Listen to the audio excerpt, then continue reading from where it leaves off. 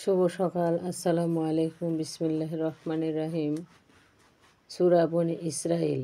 জাহান্নামী তোমাদের জন্য পূর্ণ প্রাপ্য, আর তাদের মধ্যে যাকে তোমরা পারো বিভ্রান্ত করো। তোমরা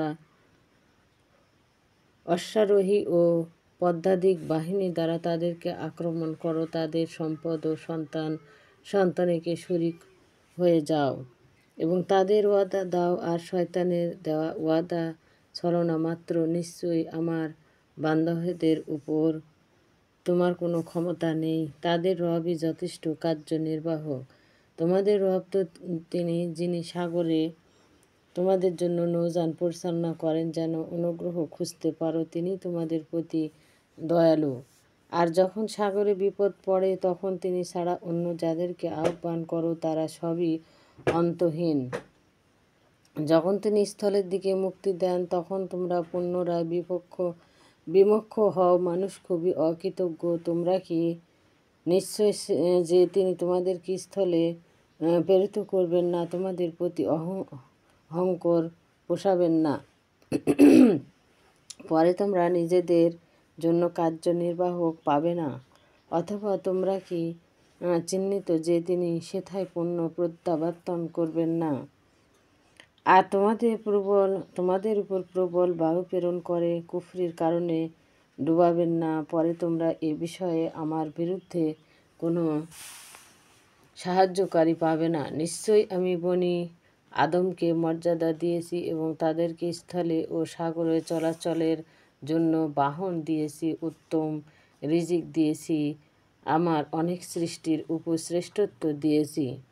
সেই দিন প্রত্যেককে তাদের নেতা সহ আহ্বান করার, যার আমলনামা ডান হাতে দেওয়া হবে, তারা শস্য আমলনামা পড়বে, আর তারা সামান্য পরিমাণও অত্যাচারিত হবে না। আর যে ব্যক্তি ইহকালে অন্ধ হবে, সে ব্যক্তি পরকালেও অন্ধ হবে এবং পথভ্রষ্ট হবে। এবং তো আপনাকে পথস্থল ঘটানোর চেষ্টা করেছে, তা থেকে যে ওহী আমি দিলাম আপনাকে, যেন আপনি মিথ্যা আরোপ করেন। তখন তারা আপনাকে বন্ধু পেত।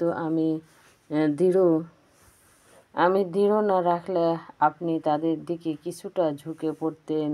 যদি এমন হতো, তবে আমি আপনাকে ইহ ও পরকালে দ্বিগুণ শাস্তি ভোগ করতাম। তখন আমার বিরুদ্ধে কোনো সাহায্যকারী পেতে না। তারা তো চেয়েছে আপনাকে দেশ হতে বের করতে। আর যদি এরূপ ঘটে যেহেতু, তবে আপনার পর সেখানে স্বপ্নকাল টিকে থাকত। আপনার পূর্বে আমি যত রাসূল প্রেরণ করেছি, এরপরই তাদের নিয়ম ছিল, আর আপনি আমার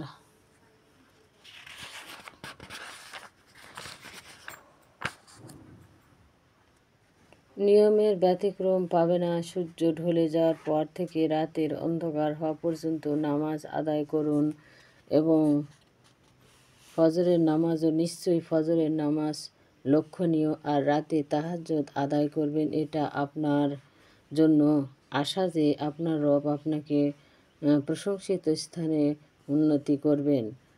আর বলুন, হে আমার রব, আমাকে উত্তমভাবে মদিনায় দাখিল করুন এবং উত্তমভাবে মক্কা হতে বের করুন, আর আমার জন্য আপনার নিকট থেকে আর সাহায্যকারী শক্তি প্রদান করুন। আর আপনি বলুন, সত্য সমাহত, মিথ্যা দূরীভূত। নিশ্চয় মিথ্যা তো দূরীভূত হবেই। আর আমি কোরআন এমন অবতীর্ণ করি যা মুমিনদের জন্য আরোগ্য ও রহমত স্বরূপ, আর এটি জালিমদের ক্ষতি বৃদ্ধি করে। আর আমি যদি মানুষের প্রতি অনুগ্রহ করি, তবে সে বিমুখ হয়ে দূরে সরে যায়, আর অনিষ্ট স্পষ্ট করলে সে হতাশ হয়ে পড়ে।